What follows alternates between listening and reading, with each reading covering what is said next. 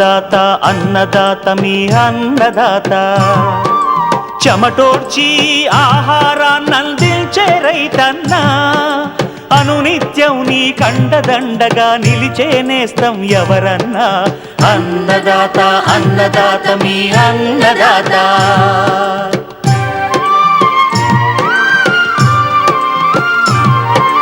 నూతన రీతుల సాగుబడికి నూరింతలు పెరిగే దిగుబడికి సూచనలిచ్చే సస్య రక్షణకు పశు పోషణకి శాస్త్ర విజ్ఞానం అందించి ముందుకు నడిపే తెలుగు రైతు భారతదేశానికి మకుటం అయ్యేలా తీర్చిదిద్దే ఆశయంతో మిమ్ము మేలు కొలిపేది అన్నదాత అన్నదాత అన్నదాత మీ అన్నదాత అన్నదాత అన్నదాత మీ అన్నదాత. అన్నదాత ప్రేక్షకులకు నమస్కారం. ఈనాటి ముఖ్యాంశాలు: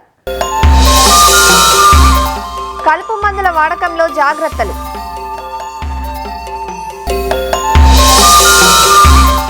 తొలి దశలోని ప్రత్తిలో రసం పీల్చు పురుగుల నివారణ,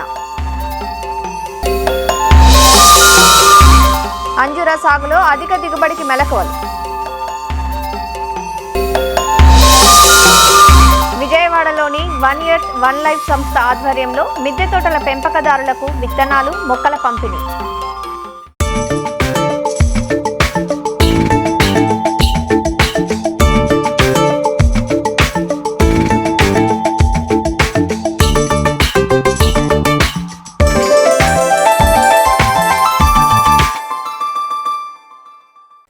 ఎన్నో ఆశలతో మొదలైన ఖరీఫ్ సాగును ఆరంభించిన రైతులకు ఆదిలోనే కష్టాలు మొదలయ్యాయి. ఎల్నినో ప్రభావంతో వర్షపాత లోటు ఉండటంతో సాగు సజావుగా సాగక వారి ఆశలు అడియాసలవుతున్నాయి. అడపాదడపా కురిసిన వర్షాలకు తెలంగాణ జిల్లాల్లో ప్రధాన వాణిజ్య పంటైన పత్తిని కొద్దిపాటి విస్తీర్ణంలో విత్తుకోగా ప్రస్తుతం పత్తి 4 నుంచి 6 ఆకుల దశలో ఉంది. లేత దశలో ఉన్న పత్తికి ఇప్పుడు రసం పీల్చు పురుగులు సవాలుగా మారాయి. పత్తి పెరుగుదలను దెబ్బతీసే ఈ రసం పీల్చు పురుగుల నివారణకు కాండంపై మందు పూతతో పాటు సమగ్ర సస్యరక్షణ చర్యలను ప్రారంభం నుంచే పాటించాల్సి ఉంటుంది. ఆ వివరాలను మనకందిస్తున్నారు వరంగల్ ప్రాంతీయ వ్యవసాయ పరిశోధనా స్థానం శాస్త్రవేత్త డాక్టర్ ఓం ప్రకాష్. పత్తి పంటను వేసేటప్పుడు కొన్ని రకాల జాగ్రత్త చర్యలు మరియు అంతేకాకుండా తొలి దశలో సస్యరక్షణ చర్యలు కనుక చేపట్టినట్లయితే ఈ పత్తి పంటలో అధిక దిగుబడులు పొందడానికి ఆస్కారం ఉంటుంది. ఈ యొక్క పత్తి పంటలో ఈ తొలి దశలో అంటే మొలకెత్తినప్పటి నుంచి వివిధ రకాల రసం పీల్చే పురుగులు అనేటివి ఎక్కువగా ఆశించి నష్టాన్ని కలగజేస్తున్నాయి. ఇందులో ప్రధానంగా రైతు సోదరులు గుర్తుంచుకోవాల్సింది ఈ యొక్క పచ్చదోమ. దీనినే మనము దీప పురుగు అని కూడా అంటాము. ఈ పచ్చదోమ ఉధృతి అనేది ఎక్కువగా ఉన్నట్లయితే ఈ యొక్క పంట అనగా మొక్క అనేది ఎదగగా గిడసబారిపోవడం మనం గమనించవచ్చు. అంతేకాకుండా ఆకుల కొనల నుండి ఎర్రగా అవడం, ఇటుక రంగులోకి మారి ఈ యొక్క ఆకులన్నీ కూడా ముడుచుకుపోవడం మనం గమనించవచ్చు. పచ్చదోమ ఉధృతి కనుక ఎక్కువగా ఉన్నట్లయితే మనకు తొలి దశలోనే మొక్క అనేది ఎదగగా నష్టం అనేది అధికంగా వాటిల్లుతుంది. కనుక ఈ యొక్క తొలి దశలో కనుక ఈ పురుగును గమనించినట్లయితే సస్యరక్షణ చర్యలు చేపట్టాలి. ఈ యొక్క మోనోక్రోటోఫాస్ అనే మందును 1.6 మిల్లీలీటర్లు లీటర్ నీటికి పిచికారీ చేసుకున్నట్లయితే ఈ యొక్క పురుగు ఉధృతిని తగ్గించుకోవచ్చు. ఈ యొక్క పురుగు యొక్క నివారణకు ఈ యొక్క అసిటామిప్రిడ్ అనే మందును 0.2 గ్రాములు లీటర్ నీటికి లేదా ఇమిడాక్లోప్రిడ్ అనే మందును 0.3 మిల్లీలీటర్లు లీటర్ నీటికి కనుక కలిపి పిచికారీ చేసుకున్నట్లయితే ఈ యొక్క తొలి దశలో వచ్చే పచ్చదోమ బారి నుంచి పంటను కాపాడుకోవచ్చు. అంతేకాకుండా తొలి దశలో వేరే రసం పీల్చే పురుగులైనటువంటి ఈ యొక్క తామర పురుగులు కూడా వచ్చే అవకాశం ఉంటుంది. ఈ యొక్క తామర పురుగులు పిల్ల మరియు పెద్ద పురుగులు రెండూ కూడా ఆకుల కింది భాగంలో ఉండి ఈ ఆకులను గోకి రసాన్ని పీల్చడం వలన ఆకులన్నీ కూడా మనకు డొప్పలాగా మారిపోవడం గమనించవచ్చు. ఈ యొక్క ఆకుల నుండి రసాన్ని పీల్చడం వలన మొక్క అనేది ఎదగక ఈ యొక్క పంటలో దిగుబడులు అనేటివి తగ్గడానికి ఆస్కారం ఉంటుంది. ఈ తామర పురుగులు అనేటివి మనకు సూక్ష్మంగా ఉంటాయి కావున వీటి యొక్క లక్షణాలను ద్వారా మాత్రమే ఈ యొక్క పురుగు ఉధృతిని గుర్తిస్తాం. కావున ఆకులపైన ఈ లక్షణాలను కనుక గమనించిన వెంటనే ఈ తామర పురుగుల నివారణ కోసం సస్యరక్షణ చర్యలు చేపట్టాలి. పిప్రోనిల్ అనే మందును 2 మిల్లీలీటర్లు లీటర్ నీటి కనుక కలిపి పిచికారీ చేసుకున్నట్లయితే ఈ యొక్క తామర పురుగు ఉధృతి బారి నుండి పంటను కాపాడుకోవచ్చు. ఇంకొక రసం పీల్చే పురుగు అయినటువంటి పేనుబంక ఈ ఎదుగుతున్న మొక్క నుండి అదేవిధంగా ఎదుగుతున్న అప్పుడే అభివృద్ధి చెందుతున్న ఆకుల నుండి గుంపులుగా చేరి ఈ యొక్క రసాన్ని పీల్చడం వలన మొక్క అనేది ఎదగక నష్టం అనేది వాటిల్లడం జరుగుతూ ఉంటుంది. ఈ యొక్క పేనుబంక నివారణకు అస్టామిప్రిడ్ అనే మందును 0.2 గ్రాముల లీటర్ నీటికి, లేదా డైఫెన్థీర్ అనే మందును 1.25 గ్రాముల లీటర్ నీటికి, లేదా ఇమ్డాక్లోప్రిడ్ అనే మందును 0.3 మిల్లీలీటర్ లీటర్ నీటికి, ఇందులో ఏదో ఒక మందును కనుక మనము పిచికారీ చేసుకున్నట్లయితే ఉపయోగకరంగా ఉంటుంది. అయితే ఈ తొలి దశలో వచ్చే రసం పీల్చే పురుగులను మనం సమర్థవంతంగా నివారించాలంటే ఈ యొక్క కాండం పూత పద్ధతిని పాటించి కూడా మనము ఈ యొక్క పురుగులను సమర్థవంతంగా నివారించవచ్చు. కాండం పూత పద్ధతిలో భాగంగా కీటకనాశనం అయినటువంటి మోనోక్రోటోఫాస్ మరియు నీరుల నిష్పత్తి 1:4 రేషియోలో కలుపుకోవాలి. లేదా ఇమ్డాక్లోప్రిడ్ అనే మందు కూడా మనం ఇందులో వాడుకోవచ్చు. ఇది అయితే మనకు 1:20 నిష్పత్తిలో ఈ మందు మిశ్రమాన్ని తయారు చేసుకొని పత్తి యొక్క లేత కాండానికి 30, 45, 60 రోజులకు ఈ బొట్టు రూపంలో పెట్టినట్లయితే ఈ యొక్క మందును పిచికారీ చేయకుండానే ఈ యొక్క పురుగులను మనము సమర్థవంతంగా నివారించడానికి ఆస్కారం ఉంటుంది.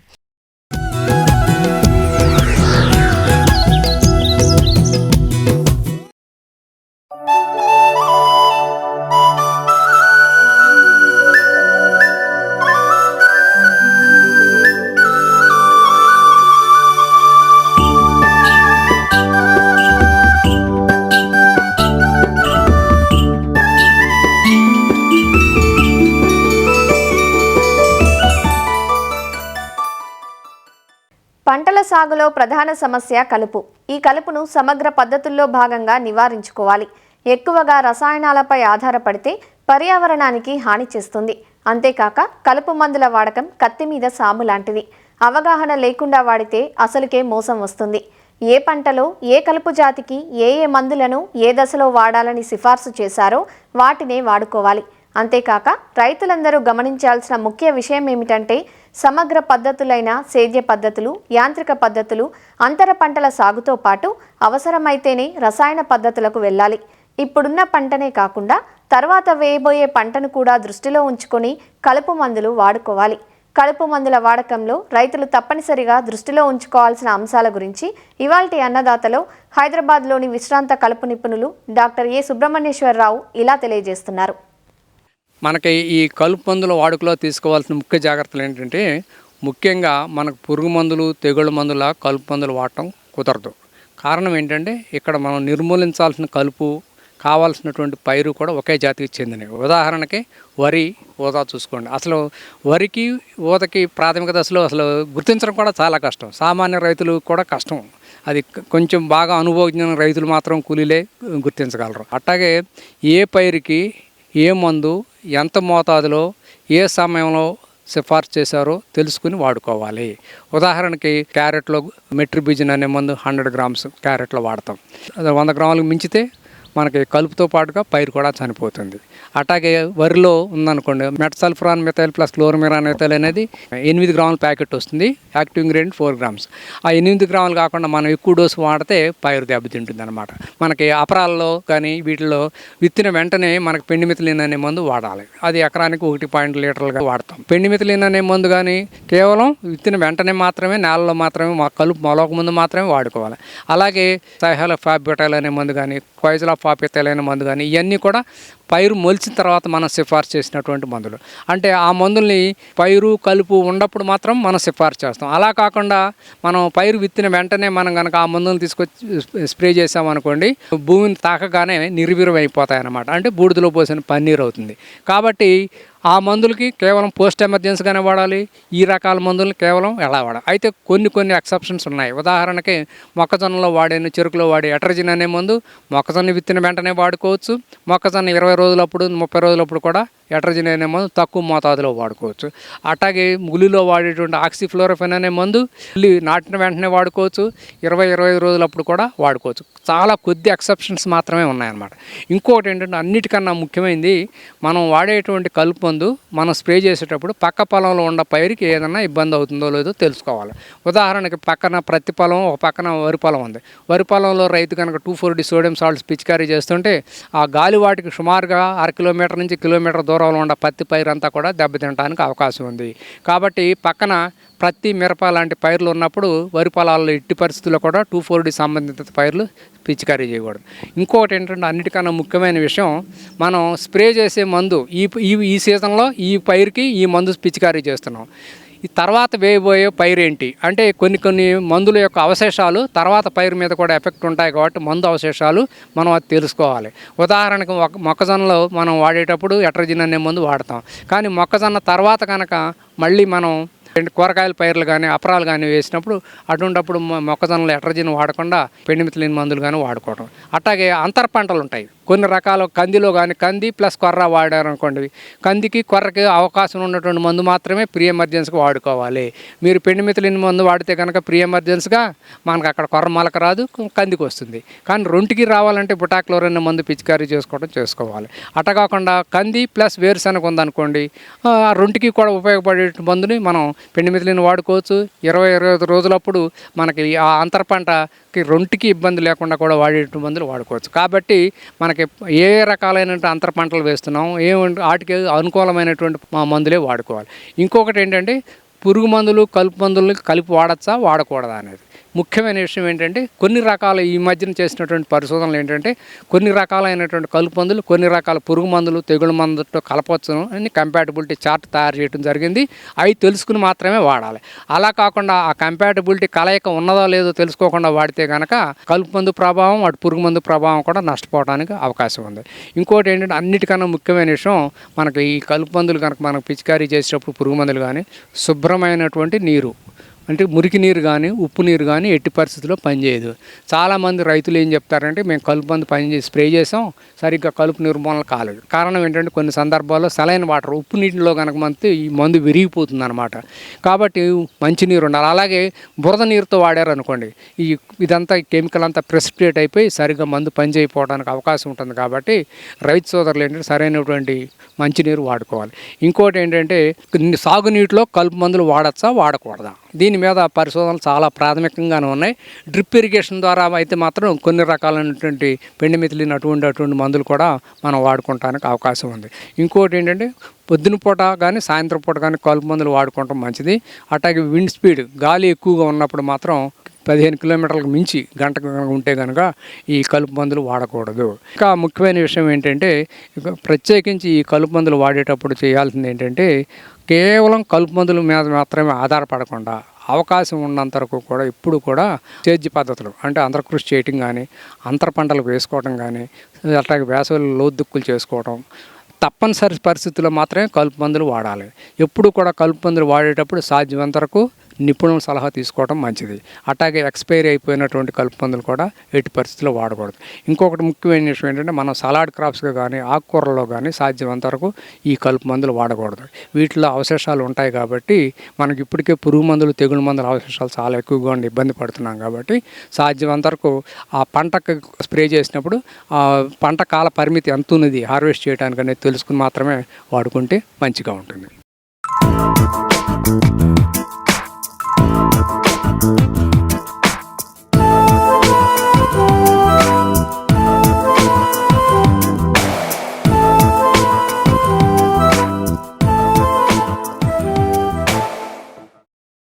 పండ్లలో అంజీర్ ఒకటి. ఎండు ఫలంగాను తాజా ఫలంగాను దీన్ని స్వీకరిస్తూ ఉంటారు. అంజూరాలో రక్తవృద్ధికి కావలసిన ఇనుము సమృద్ధిగా ఉంటుంది. రక్తహీనత ఉన్నవారికి అంజూరా దివ్యమైన ఫలంగా చెబుతారు. దాదాపు అన్ని రకాల నేలల్లోనూ సాగు చేసుకోదగ్గ ఈ పంట సాగు విస్తీర్ణం వినియోగం ఇటీవలి కాలంలో తెలుగు రాష్ట్రాల్లో పెరిగింది. అయితే మార్కెట్ పరిమితికి తగ్గట్లుగా పొలంలో కొద్దిపాటి విస్తీర్ణంలో వేసుకొని సాగు చేసుకుంటే రైతుకు రిస్క్ తగ్గి నమ్మకమైన రాబడి వస్తుంది. నాటిన 6 నెలల నుంచే అంజూరా నుంచి ఫలసాయం మొదలై నిరంతరాయంగా కాపు కాస్తుంది.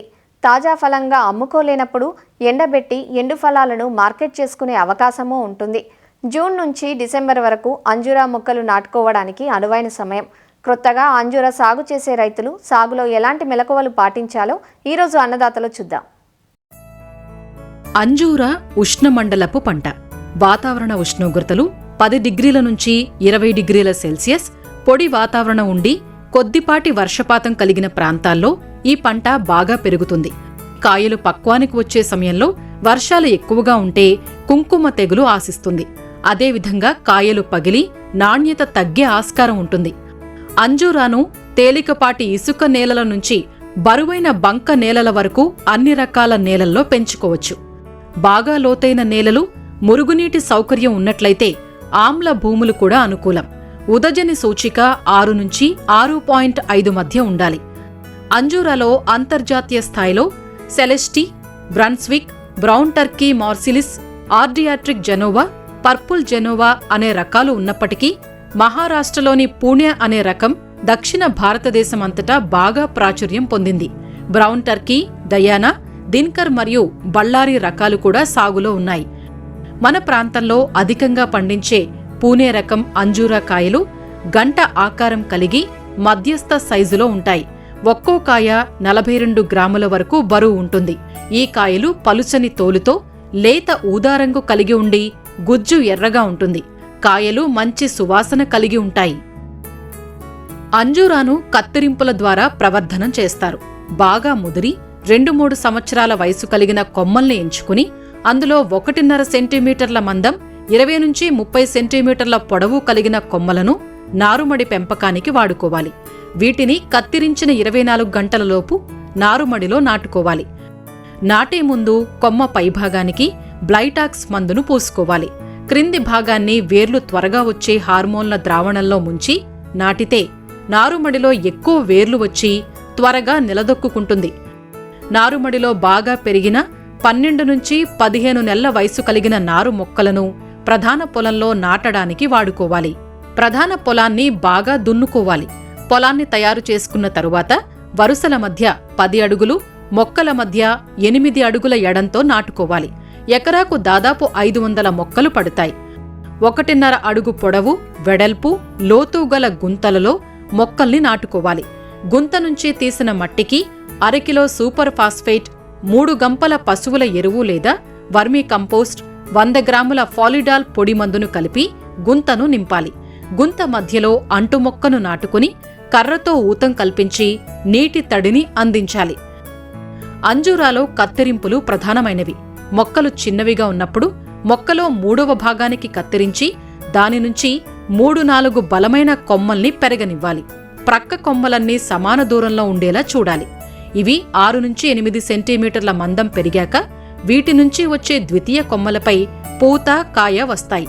2వ సంవత్సరంలో ప్రధాన శాఖ నుంచి వచ్చిన ద్వితీయ శాఖల అర్ధభాగాన్ని తీసివేసి వాటి నుంచి కొమ్మలు వచ్చేలా చూడాలి. కాండంపై వచ్చిన తృతీయ కొమ్మలకు 6 లేదా 9 కణుపులు ఉంచి మిగిలిన భాగాన్ని కత్తిరించాలి. మొక్క ఒక్కింటికి సంవత్సరానికి 2 సార్లు పండ్లు కాయని సమయంలో కొమ్మలు కత్తిరించటానికి ముందు 30 నుంచి 40 కిలోల పశువుల ఎరువు వేయాలి. ప్రతి సంవత్సరం సెప్టెంబరు మొదటి వారంలో తేలికపాటి కత్తిరింపులు చేయాలి. కత్తిరింపుల వల్ల చెట్టు పెరుగుదలను అదుపులో ఉంచటమే కాకుండా పండు నాణ్యత పెరుగుతుంది. అంజూరా నీటి ఎద్దడిని తట్టుకోలేదు. నీటి ఎద్దడికి లోనైతే దిగుబడులు తగ్గుతాయి. తేలిక నేలల్లో వేసవిలో 3 రోజుల వ్యవధిలో నీటిని ఇవ్వాలి. డ్రిప్ పద్ధతిలో నీటిని అందించటం వల్ల నీటితో పాటు పోషకాలను అందించవచ్చు. పోషకాలను సమతుల్యంగా అందించటం వల్ల నాణ్యమైన దిగుబడులను పొందవచ్చు.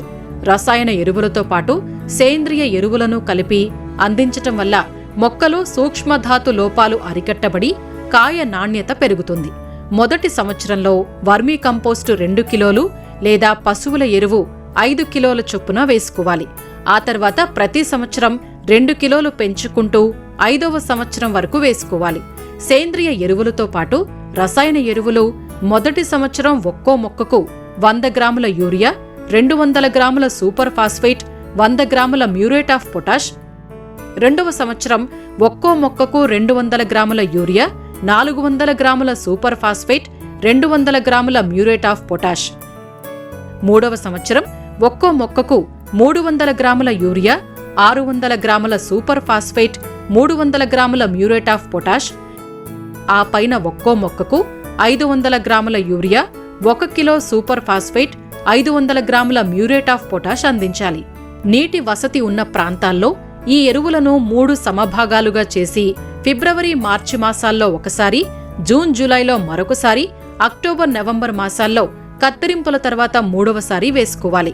వర్షాధార ప్రాంతాల్లో ఎరువుల మోతాదు కొద్దిగా తగ్గించి తొలకరిలో ఒకసారి, అక్టోబర్, నవంబర్ మాసాల్లో కత్తిరింపుల తర్వాత వేసుకోవాలి. అంజూరా నాటిన 7-8 నెలల నుంచే పూత కాసి కాయలు కాస్తాయి. ప్రతి ఆకు దగ్గర ఒక్కో కాయ కాస్తుంది. నాటిన 3వ సంవత్సరం నుంచి దిగుబడులు పెరుగుతాయి. ఒక్కో చెట్టు నుంచి 150 నుంచి 200 పండ్ల దిగుబడి వస్తుంది. అంజూరా కాయలన్నీ ఒకేసారి కాకుండా మార్చి ఏప్రిల్ నుంచి జూన్ జూలై వరకు ప్రతిరోజు పక్వానికి వచ్చిన కాయల్ని కోసి మార్కెట్కు పంపాలి. కాయలు ఆకుపచ్చ నుంచి లేత ఊదా రంగుకు లేదా ఎరుపుగా మారటం, కాయ మెత్తగా మారటం, కాయ చివరి రంధ్రం తెరుచుకుని లేత గులాబీ రంగుకు మారటం వంటి లక్షణాలు కాయ పక్వానికి వచ్చినట్లు గుర్తించవచ్చు. దీనిని బట్టి కాయలు కోత కోయాలి. దగ్గరి మార్కెట్కైతే బాగా పక్వానికి వచ్చాక, దూరపు ప్రాంతాలకైతే కొద్దిగా గట్టి కాయలను కోసి అమ్మకం చేసుకుంటే సాగు లాభసాటిగా ఉంటుంది.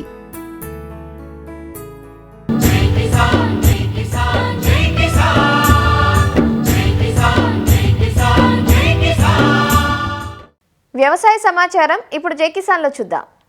విజయవాడలోని వన్ ఎర్త్ వన్ లైఫ్ సంస్థ ఆధ్వర్యంలో మిద్దె తోటల పెంపకందారులకు విత్తనాలు, మొక్కల పంపిణీ జరిగింది.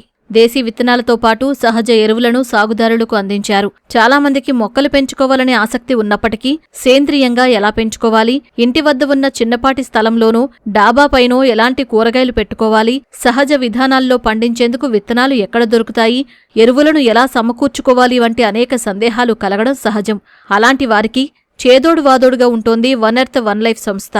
4 మొదలైన గ్రూప్ ప్రస్తుతం 4000 మందికి విస్తరించి అందరిలోనూ ఆరోగ్య స్పృహ పెంచుతోంది. ఆర్గానిక్గా కూరగాయలు మా మిద్దె తోటలపై మేమే పండించుకోవాలనే ఉద్దేశంతో నాతో మొదలు పెట్టుకున్న ఈ ప్రయాణం 4 స్నేహితులతో కలిసి ఒక గ్రూప్గా ఏర్పడి ఈరోజు 4000 మంది సభ్యులతో ఏపీ, తెలంగాణ మొత్తంలో ప్రవర్తమానమై వెలుగుతోంది. ఈరోజు మేము ఆకుకూరల విత్తనాలు, కూరగాయల విత్తనాలు మరియు నారు మొక్కలు ఇలాంటివన్నీ పంచడం జరుగుతుంది. ఎందుకు ఉచితంగా పంచుతున్నాము అంటే ఎవరికి వాళ్ళకి అమ్మో మిద్దె తోట కష్టం, బరువు అయిపోతుంది, భారం అయిపోతుంది ఇంటి మీద అని ఆలోచిస్తూ ఉంటారు. అలాంటి సమస్యలన్నిటికీ పరిష్కారం మనమే చూపించాలి.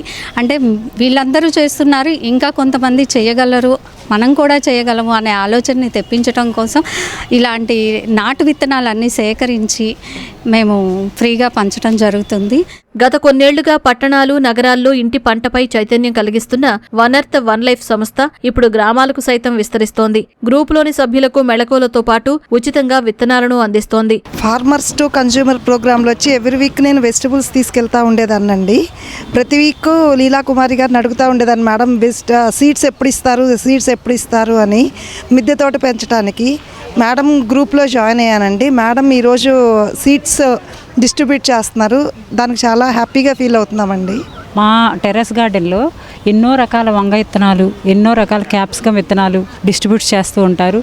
మాకు ఫెర్టిలైజర్స్ కూడా బయట రేటు కేజీ 100 ఉంటే ఇక్కడ 50 రూపీస్కి అలా ఇస్తూ ఉంటారు. గ్రూప్ స్టార్ట్ చేసినప్పుడు లీలా గారు చాలా కొద్ది మందితో స్టార్ట్ చేశారండి.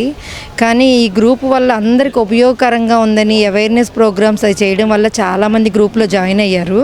మనకి తెలియని ఎన్నో రకాల విత్తనాలు ఉన్నాయి. విత్తనాల కొరత అనేది లేదండి. ఇప్పుడు షేర్ చేసుకుని నేను ఒక 4 విత్తనాలు ఎవరికైనా ఇచ్చాను అనుకోండి, వాళ్ళు ఏంటంటే ఆ పంటని ఈల్డ్ తీసిన తర్వాత ఒక 1/2 కిలో 1/2 కిలో సీడ్స్ మళ్ళీ అవి గ్రూప్కి ఇచ్చేస్తున్నారు. అట్లాగా సీడ్స్ తీసుకున్న ప్రతి ఒక్కళ్ళు మళ్ళీ గ్రూప్కి సీడ్స్ ఇస్తున్నారు. దానివల్ల విత్తనాల కొరత తగ్గిందండి. రకరకాల విత్తనాలు, రకరకాల మొక్కలు, మేము ఎప్పుడు చూడని మొక్కలు, ఎప్పుడో మా చైల్డ్హుడ్లో చూసిన మొక్కలు అన్నీ మేము ఈ గ్రూప్ ద్వారా మళ్ళా మేము నూతనంగా ప్రారంభించడానికి ఇదొక మంచి అవకాశంగా భావిస్తున్నాం. ఎప్పుడు కూడా నాకు చిన్నప్పటి నుంచి మొక్కలు పెంచుకోవడం అనేది ఇంట్రెస్ట్, కానీ ఈ గ్రూప్లో జాయిన్ అయిన తర్వాత ఎలా బాగా పెంచవచ్చును.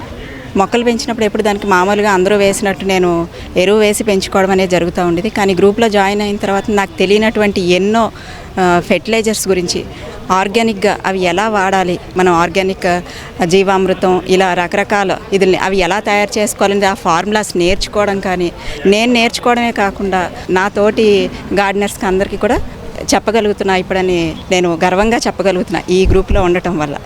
మార్కెట్లో రసాయన అవశేషాలతో నిండిన పంట ఉత్పత్తులు పెరిగిపోతున్న ప్రస్తుత తరుణంలో ఇంటి అవసరాలకు సరిపడా కూరగాయలు, పండ్లు, ఆకుకూరలను ప్రతి ఒక్కరూ పండించుకోవాలంటూ మిద్దె తోటల పెంపకందారులు సూచిస్తున్నారు. మరిన్ని విభిన్న అంశాలతో రేపటి అన్నదాతలో మళ్ళీ కలుసుకుందాం. నమస్కారం. అన్నదాతలు తమ సందేహాలు, సమస్యలను 1800 425 4085 టోల్ ఫ్రీ నెంబర్లో ఉదయం 10 గంటల నుంచి 11 గంటల మధ్య పని దినాలలో సంప్రదించగలరు. ఈ కార్యక్రమాన్ని యూట్యూబ్లో www.youtube.com/annadaata ETV లింక్ ద్వారా వీక్షించవచ్చు.